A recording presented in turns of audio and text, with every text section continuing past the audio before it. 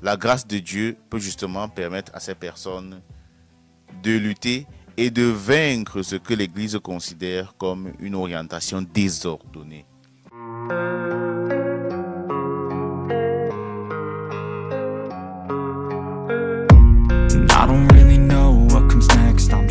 À présent, que nous enseigne l'Église là-dessus? Comme prêtre, j'ai le devoir de dire ce que pense l'Église sur ce phénomène des relations sexuelles entre des personnes de même sexe. L'Église nous enseigne dans son catéchisme, et je vous mettrai les références dans la description, que l'orientation homosexuelle est désordonnée.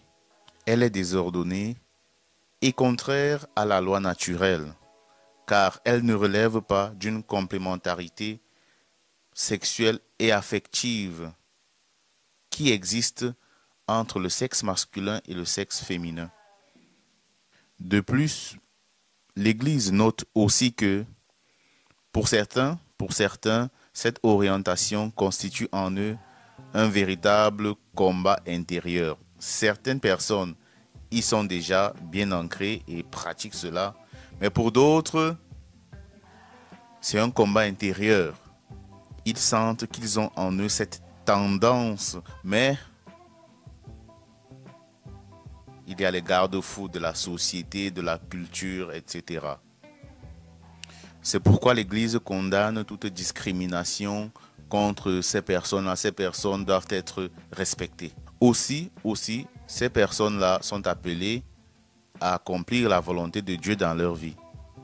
D'offrir ou alors de connecter les difficultés liées à leur situation, à leur orientation sexuelle, aux souffrances du Christ. Les laisser se connecter aux souffrances du Christ. Ces personnes sont aussi appelées à la chasteté à travers des amitiés désintéressées, mais aussi par la prière et la grâce du Seigneur, la grâce de Dieu qui nous accompagne. La grâce de Dieu peut justement permettre à ces personnes de lutter et de vaincre ce que l'Église considère comme une orientation désordonnée.